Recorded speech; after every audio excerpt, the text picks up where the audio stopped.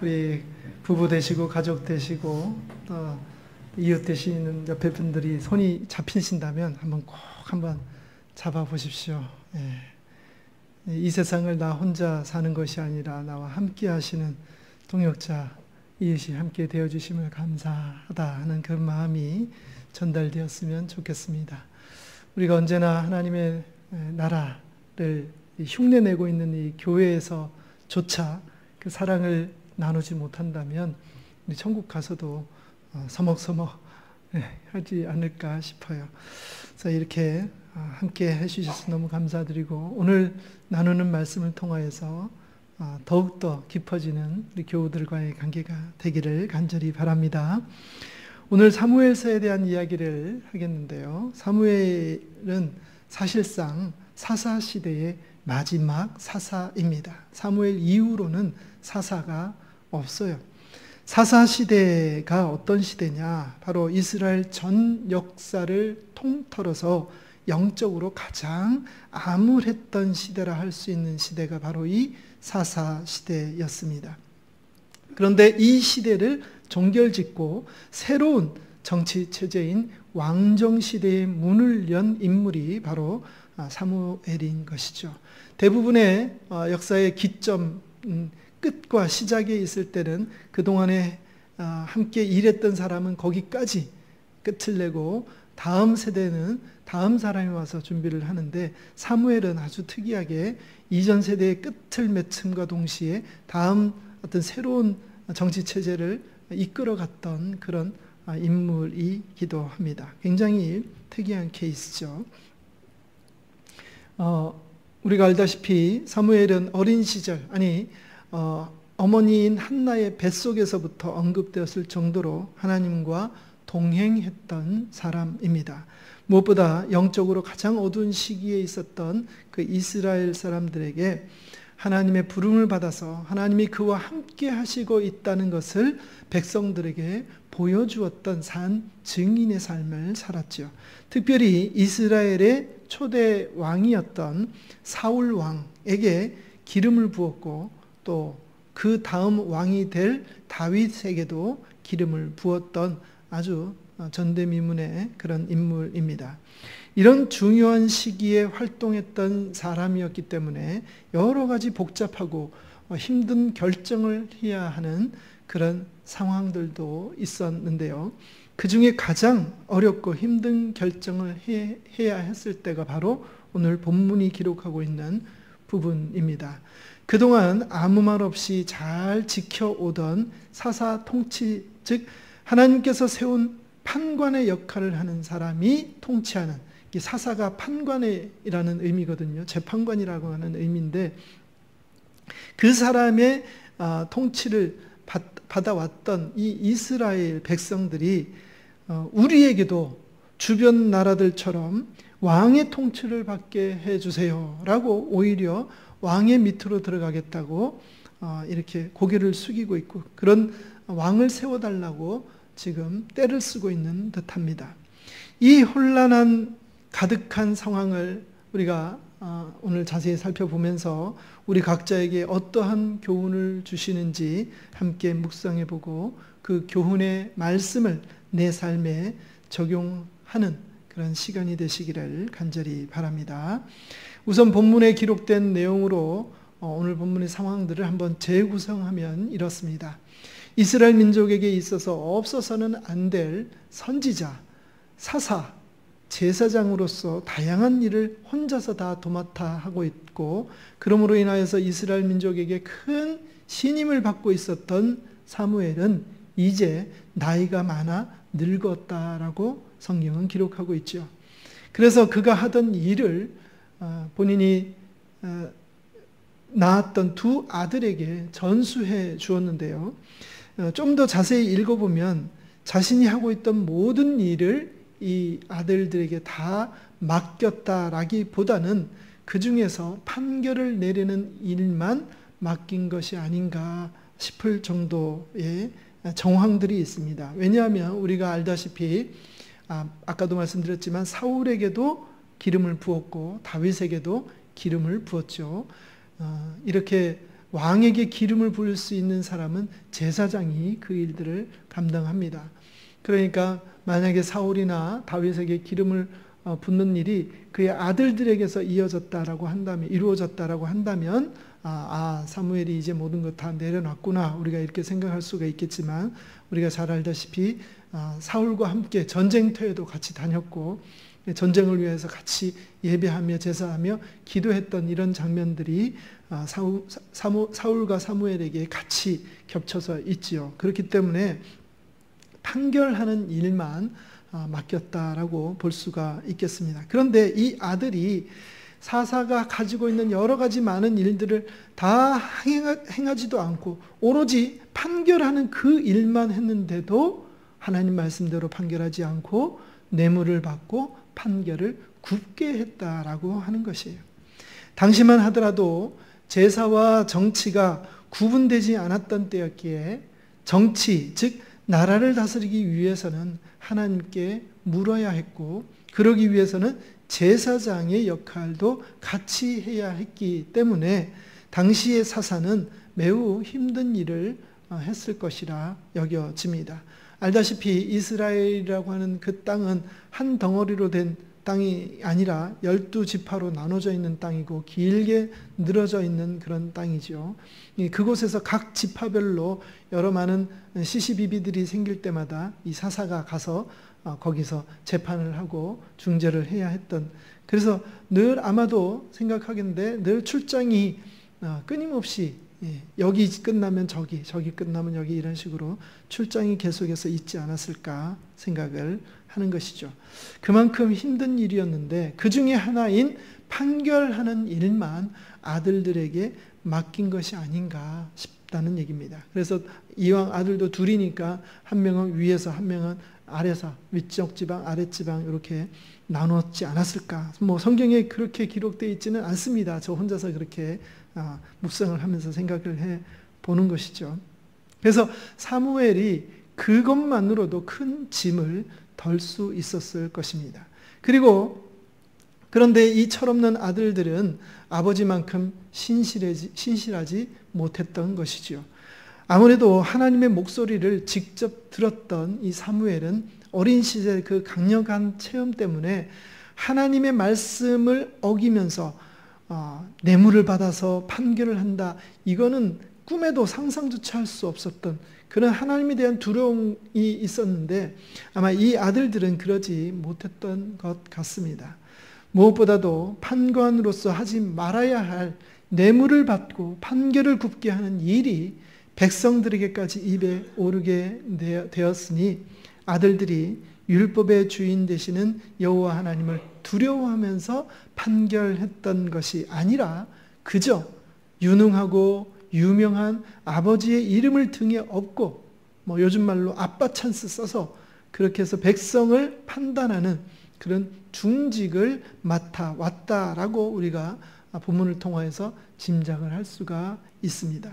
이것을 계기로 이스라엘의 모든 장로가 모여서 사무엘을 찾아와서는 사무엘 당신은 늙고 아들들은 기대에 미치지 못하는 모습을 보이고 있으니 이런 식으로는 이 이스라엘을 바로 세울 수가 없을 것 같다. 그러니 새로운 방식으로, 우리가 제시하는 새로운 방식으로 나라를 통치할 수 있도록 기존의 방식을 완전 뒤집어 엎읍시다. 이렇게 말하고 있는 것입니다. 본문에 의하면 장로들은 사무엘을 만나러 가기 전에 어떤 식으로 나라를 통치하면 좋을지 서로 의견을 내고 물었었던 것 같아요. 한 자리에 모여서 서로 얘기하고 그래서 한 의견을 냈던 것 같습니다. 입을 모아서 사무엘에게 요구를 하죠. 뭐라고 합니까? 모든 나라와 같이 우리에게 왕을 세워 우리를 다스리게 하소서라고 말을 했다는 것입니다. 사무엘은 이 말을 들을 때에 성경에 뭐라고 다 있느냐? 기뻐하지 아니하였다라고 기록을 하고 있어요. 성경에 왜 기뻐하지 않았는지 구체적으로 기록하고 있지는 않지만 우리가 한번 사무엘이 한번 되어 보자고요. 이 시간 한번 내가 사무엘이다 생각을 했을 때 어떤 생각을 우리가 할 수 있겠습니까? 우선 장로들의 제안이 제일 마음에 들지 않은 것은 장로들이 하나님께 묻지도 않고 자신들의 의지를 드러냈다라고 하는 것에서 기분이 나빴던 것이에요. 앞서 말씀드린 대로 이스라엘은 국가의 대소사를 결정할 때마다 반드시 제물을 드리면서 하나님의 뜻을 구해 왔습니다. 그런데 이번에는 백성들의 대표격인 이 장로들이 나라의 통치 체제를 바꾸는 중요한 일에 대해서 하나님께 여쭤보지도 않고 와서 상의하지도 않고 자기네들끼리 의견을 모아서 그냥 그렇게 결정을 한 거예요. 자기네들이 결정한 것은 뭡니까? 머리가 여럿이니까 적어도 한 지파에 한 명씩이라고 한다면 12명의 장로들이 있었을 텐데 서로 다 자기의 이야기들을 하고 거기서 의견을 모아야 되니까 그 의견은 나름 합리적이고 나름 이성적이고 나름 민주적으로 결정을 했다고 여겼을 것입니다. 그리고는 명분도 뚜렷하죠. 당신은 나이가 많다. 당신의 자녀들은 지금 제대로 일을 하지 못한다. 이런 당당한 정당한 이유까지 제시해 가면서 이 사무엘에게 당당하게 요구를 하더라 하는 것이죠. 그동안에는 이스라엘 민족이 어떤 식으로 이 의사결정을 했느냐. 하나님께서 사무엘에게 명령하시면 사무엘이 그걸 그대로 백성들에게 전달해서 그렇게 나라가 운영이 됐던 그런 방식이었는데 이것을 바꾸자는 것이에요. 뭐라고요? 하나님을 빼버리는 거예요. 안에 눈에 보이지도 않고 잡히지도 않고 하나님의 사사라고 세운 이 사람은 하나님 뜻대로 행하지도 않는데 이거 문제인 되는 거 아니냐. 당신과 우리들만 서로 합의를 해서 나라를 이끌어가자라고 지금 얘기하자라는 것입니다. 이스라엘 백성들의 상태가 이렇게 그것도 각 지파의 대표라고 하는 그분들의 생각이 이렇게 하나님을 경외하지 않고 하나님을 안중에도 두지 않는 두려워하지도 않는 이러한 상황에까지 치달았고 말았다 하는 것이에요. 사무엘이 이 점이 기뻐하지 못하는 가장 큰 이유였다 하는 것입니다. 특별히 사무엘도 사사기 시절 마지막 사사라 그랬죠. 근데 사사기만 따로 떼어서 사사기 시대만 따로 떼어서 기록한 사사기가 있죠. 그 사사기에는 17장과 21장의 맨 마지막에 거기가 이제 하나 이게 그 단을 구분 짓는 지점이거든요. 그 지점에 뭐라고 표현되어 있느냐? 사람마다 자기 소견에 옳은 대로 행하였더라. 이 사사기를 읽으면 유명한 말씀이 바로 이 말씀입니다. 자기 소견에 옳은 대로 행하는 거예요. 분명히 하나님의 율법이 있고 사사들도 있는데 자기 멋대로 하는 거예요. 말씀대로 하지 않습니다. 그냥 자기 편한 대로 자기 생각대로 그렇게 해버리고 말았던 것이죠. 결국 그러다 보니 하나님과는 점점 멀어질 수밖에 없었다라고 하는 것입니다.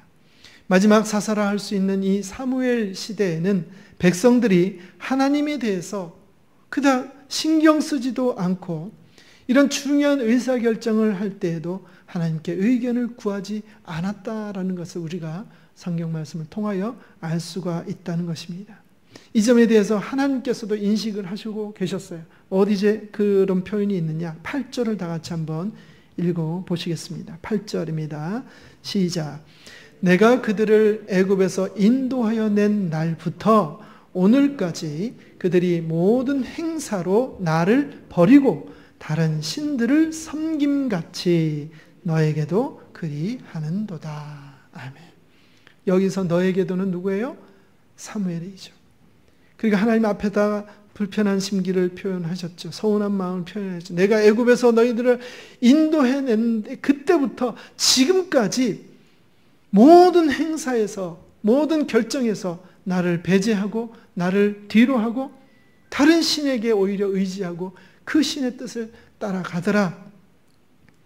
그래서 백성들이 그렇게 하는 것은 사무엘 너에게 대한 도전이 아니라 바로 나에게 대한 도전이다. 이렇게 말씀하시는 것입니다. 여러분들 본문을 보면서 사사시대의 모습이 오늘 우리의 모습과 닮았다고 생각되지는 않으시는지요?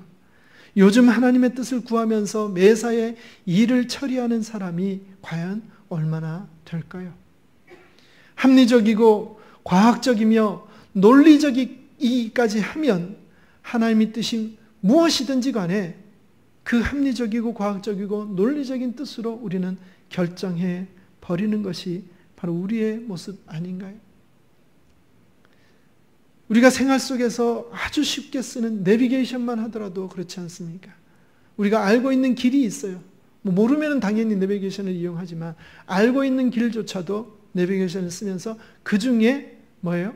교통체증 나지 않고 빠른 길로 가고 문제가 되지 않는 사고가 없는 그런 길, 내가 모르는 그 길을 이 인공지능이 찾아서 알려주는 그 길을 향해서 가고 있지 않습니까? 생각해 보십시오, 여러분들.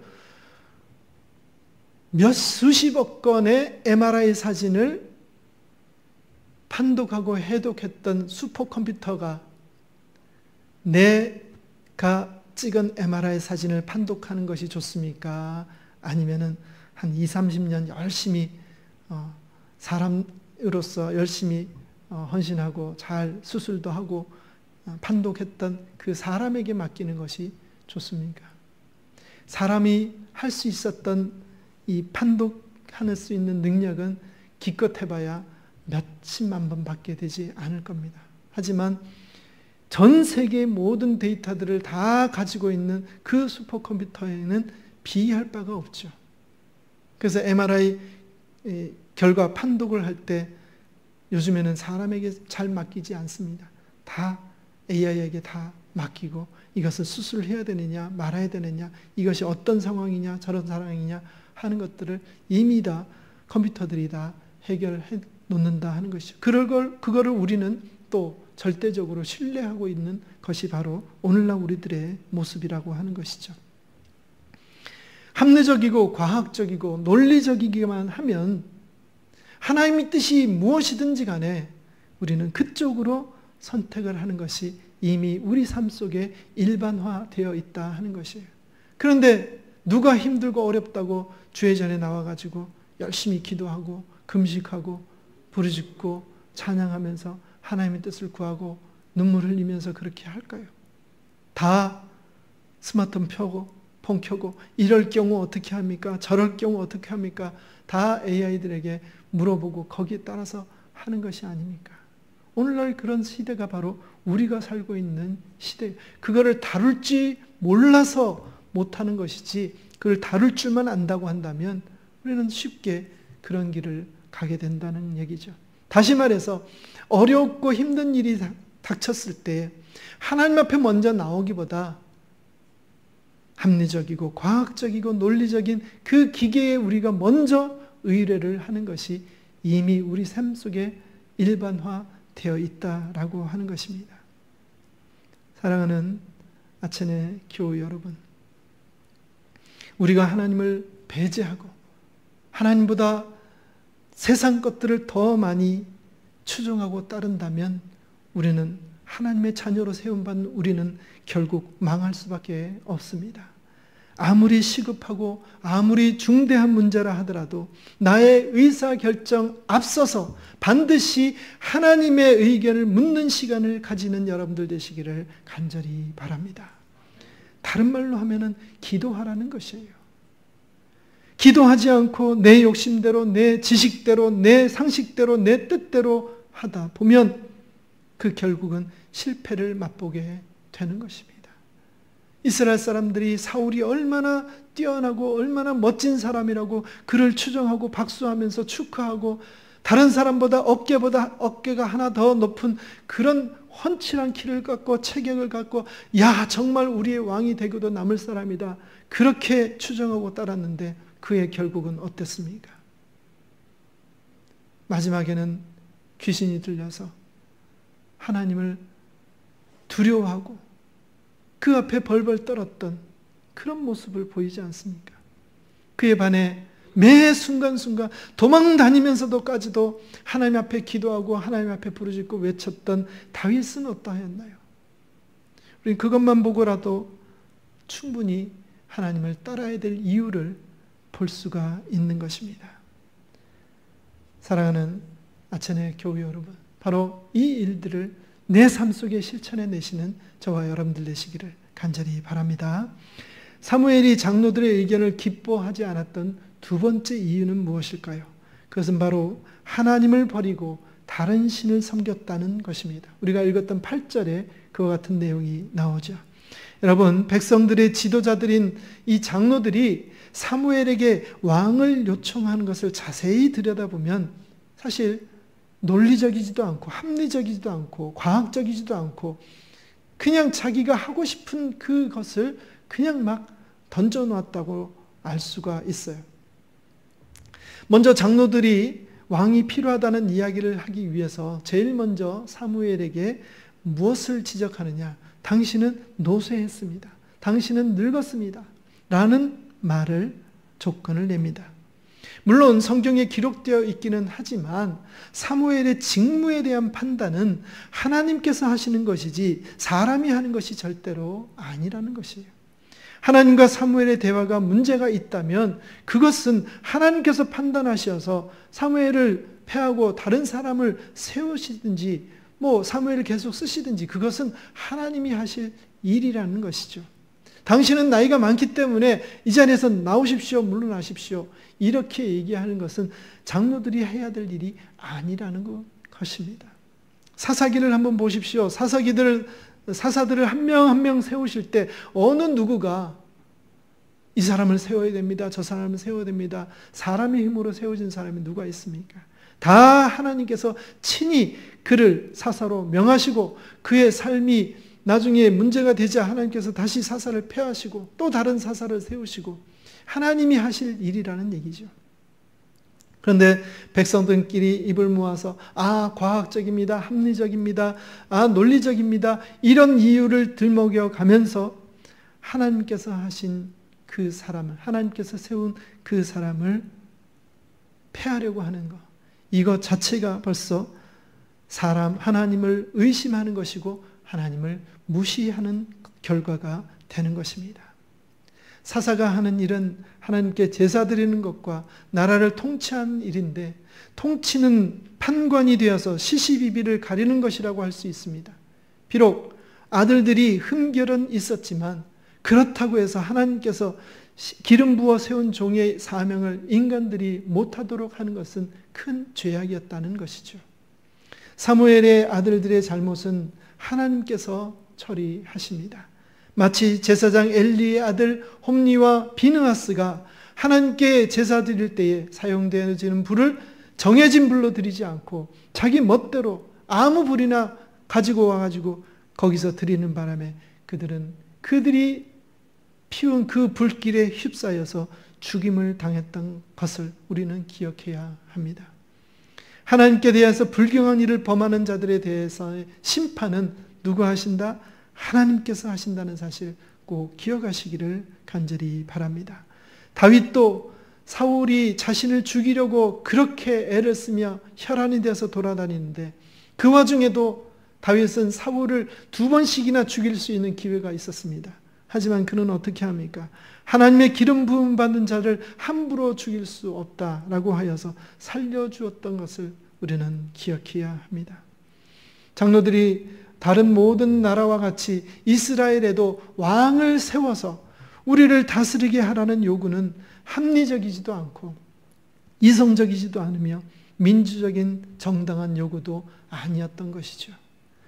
그와 같은 요구는 하나님을 철저히 무시하고 하나님을 그들의 삶 속에서 내팽개쳐버리는 행동을 한 것과 같은 것입니다.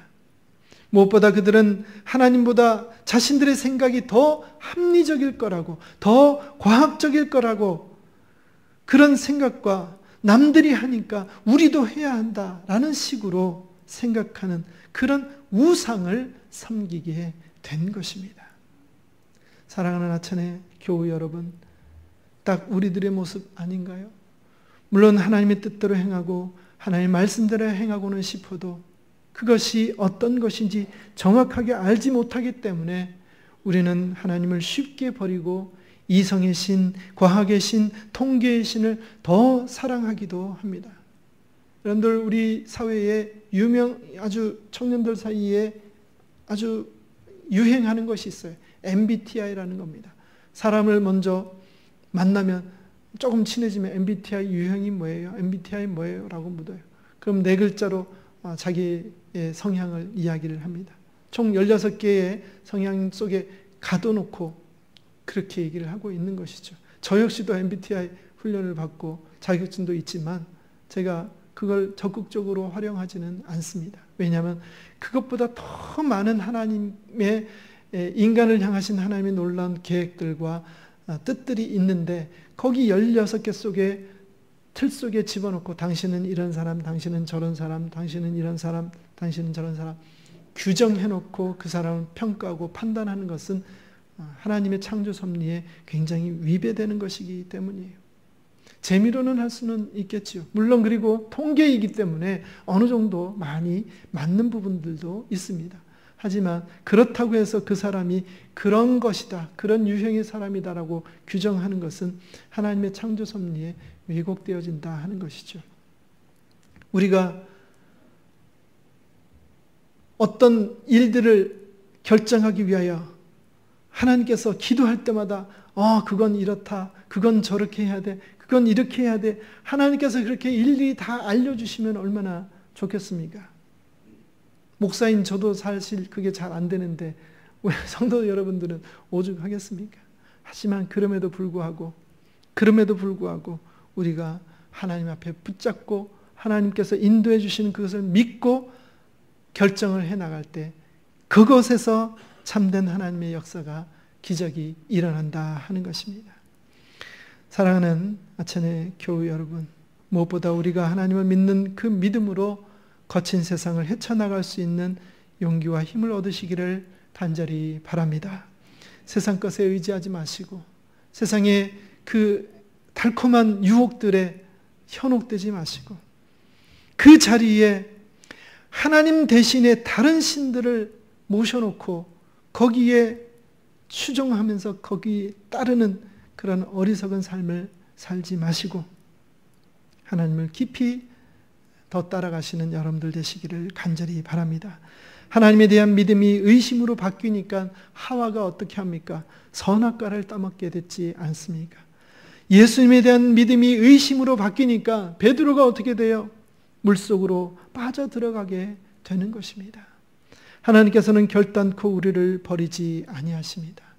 이 약속의 말씀을 끝까지 놓치지 마셔서 이 땅에서의 모든 염려와 근심과 걱정과 곤란과 역경들을 거뜬히 이겨나가시는 아천의 모든 교우들이 다 되시기를 주의 이름으로 간절히 바랍니다. 이것이 우리에게 주시는 하나님의 말씀입니다. 기도합니다.